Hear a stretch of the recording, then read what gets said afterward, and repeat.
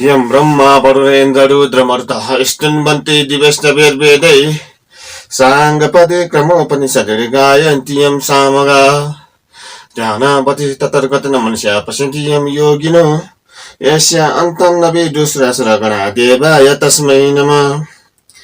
श्रीमच्चन्दन चर्चितो जलवपु शुक्लाम्बरा मल्लिका मालालङ्कृत कुन्दला प्रविलसन्मुक्त बलि शोभिता सर्वज्ञान निदान पुस्तकधरा रुद्राक्ष मालाधरा वाग्देवी वर्णाम्बुजे वसतु मे त्रैलोक्य माता चिरम् मुखं करोति वचनं पङ्गुलं घयते गिरिं यत्कृपातमहं वन्दे परमानन्द माधवम्। नमो भगवते तस्मै व्यासाय अमित तेजसे यस्य प्रसादात् वक्ष्यामि नारायणी कथामिमाम्। नारायणं नमस्कृत्य नरो चैव नरोत्तमम् देवीं सरस्वती व्यासं ततो जयमुदीरयेत्।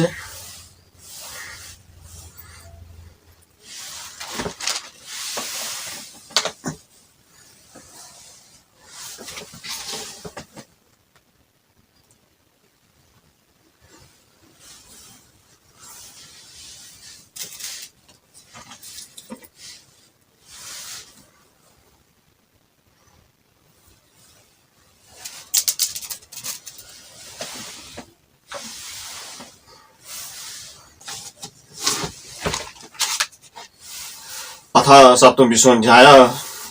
स्कन्दजी भन्नुहुन्छ, हे अगस्त्य मुनि, डोलेहरू पनि चन्द्रावती भएको ठाउँमा आएर हे महारानी स्वर्गका अप्सरा स्रष्टानी परमेश्वरको व्रत गर्न लागेको देख्यौं। उनका संसर्गमा हामीले पनि व्रत गर्न लाग्यौं र विलम्ब भयो, क्षमा गर्नुहोस्।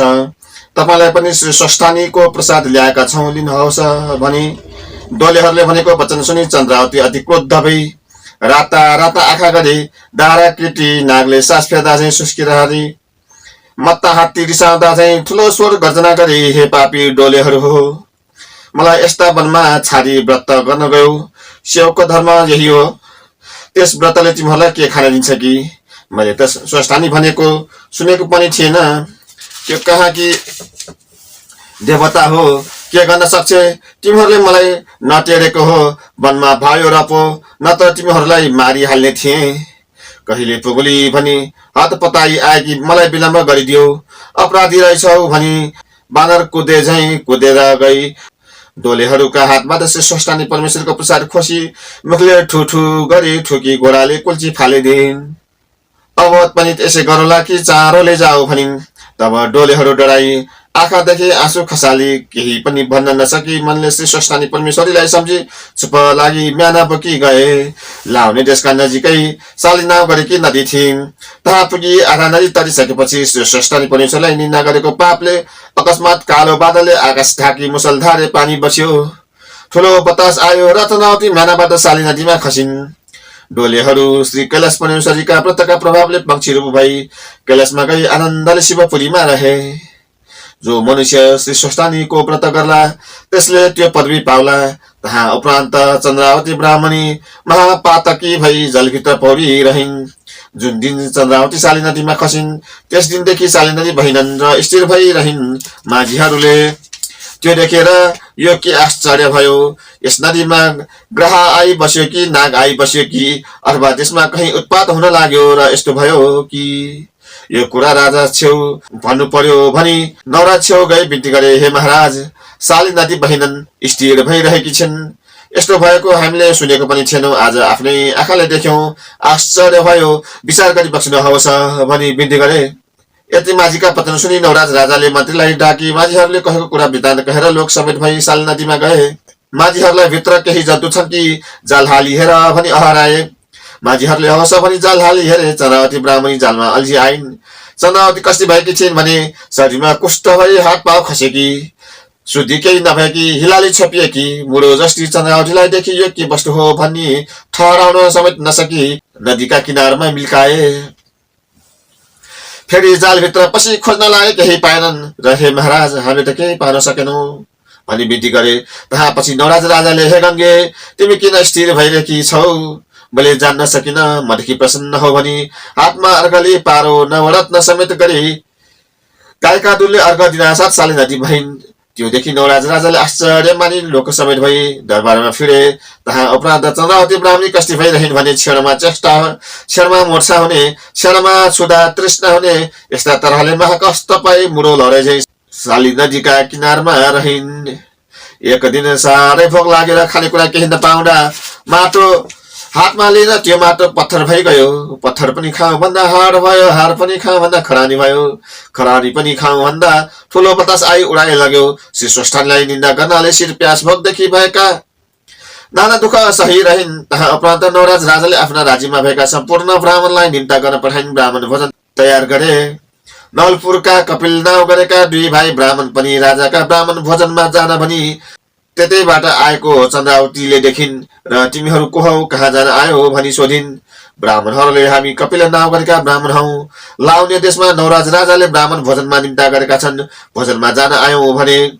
चन्द्रावती भन्छन्, हे ब्राह्मण हो, 5 दिनदेखि मैले केही खाएको छैन, तिमीहरू भोजनमा जाने भए मलाई पनि केही मागी ल्याइदिए पुण्य होला, म अनाथलाई दया गर भनिन्।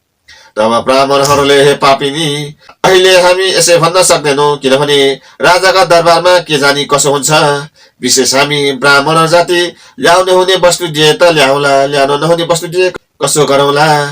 यस अर्थले त आश गरी नबस पनि दुई ब्राह्मणहरू लाउने देशतर्फ गए। नवराज राजाले सम्पूर्ण ब्राह्मणहरूलाई पूजा गरी दक्षिणा दिई भोजन गराए। भोजन गरिसके सबैजना नवराज राजालाई आशीर्वाद गरी आनन्दले आफ्ना आफ्ना घर गए। ती नवलपुरका कपिल ब्राह्मण दुई भाइले अघिको कुरा सम्झी त्यसै जाउँ भने पनि त्यो पापिनी आश गर्दी हो, केही लगिदियो भने कसो गरी मागौं। लोभी भल्लान् भनी केही भन्न सकेनन् र भोजन गरेका ठाउँमा कहिले जाने कहिले आउने गर्न लागे। त्यसो गरेको गोमा रानीले देखिन् र भण्डारीहरूलाई डाकी भनिन्, हे भण्डारी, ती ब्राह्मणहरूले खान पाएनन् कि सोध भनिन्। भण्डारीहरूले हौस भनी गए, हे ब्राह्मण हो, तिमीहरूले खान पाएनौ कि अथवा सन्तोष भएनौ, इच्छा भए फेरि भोजन गर भन्दा ब्राह्मणहरू भन्दछन्। हे भण्डारी, महाराजका कृपाले इच्छापूर्वक भोजन गर्यौं, सन्तुष्ट पनि भयौं। हामी यहाँ आउँदा साली नदीका तीरमा शरीरमा कुष्ठ उब्जिएको, हात पाउ खसेको कोही स्त्री जातिले देखिएर कहाँ जान्छौ भनी सोधे। हामीले राजाका ब्राह्मण भोजनमा जान्छौ भन्यौ, तिमीहरू भोजनमा जाने भए मलाई पनि केही ल्याइदेऊ, 5 दिनदेखि केही खान पाएको छैन भनी थिए। त्यस अर्थले अब त्यसै जाऊ भने त्यो आश गरिरहेकी होली, केही लगिदियो भने कसो गरी मागौं भनी बसिरहेका छौं भने। यी सब कुरा भण्डारीले गोमा रानी छेउ कहे। तब गोमा रानीले ती दुई ब्राह्मणले बोक्न नसक्ने जति अन्न दियो भनी हराइन्। भण्डारीले हौस भनी भण्डारमा गए। भण्डारमा राखेको वस्तु केही पाएनन्। नवराज राजाका सम्पूर्ण भण्डार सुकी गए र भण्डारीहरूले महारानी गोमा छेउ, हे महारानी, राखेको ठाउँमा त केही पनि छैन, के दियौं भनी बिन्ती गरे। गोमा रानीले त्यस्तो कुरा सुनि आफै भण्डारमा गई हेरिन्। दिने कुरो केही देखिनन् र आफूलाई भनी राखेको दाल भात दिइहाल भनी हराइन्। भण्डारीले हौस भनी भात दिए। ब्राह्मण छेउ गए भने, हे ब्राह्मण हो, त्यसको नाउँ गर्ने बित्तिकै राजाका सम्पूर्ण भण्डारका वस्तु सुकी गए, राखेका ठाउँमा केही पाएनन्। यो महारानीलाई भनी पकाइराखेको भात छ, लगिदियो, अरू थोक छैन भनी सुम्पिदिए। ब्राह्मणहरू बहुत शर्म मानी त्यो भात लिई दरबारदेखि निस्कि जाने बित्तिकै राजाको भण्डार सम्पूर्ण पूर्ण भयो। जहाँ जो राखेको थियो त्यो तहाँ तही सबै कुरा देखियो भने कुमारले अगस्त्य मुनिलाई बताउँदा भए। स्कन्दजी भन्नुहुन्छ, सुन्यो हे अगस्त्यजी, जसले यो 27औं अध्याय माघ महिनामा पाठ गर्ला वा सुन्ला त्यसले आफ्नो मालिकको मान बढेको सुन्न पाउनेछ।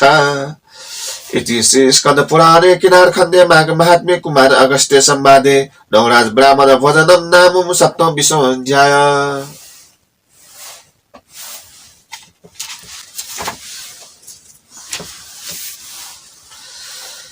उपनेट मंगल व सकल जगत मंगलालय श्रीमान दिनकर किरण निभोटिन मन लिन दलाल विवेक्षण कृष्ण काले वर्ष तो पजन पृथ्वी सस्यशालिनी देशयम क्षवरहित ब्रह्मणा सन्तु निर्भया पुत्रा पुत्रिना सन्तु पौठरिना निर्णा सन्ना सन्तु जीवन्तु शरणाम शतम।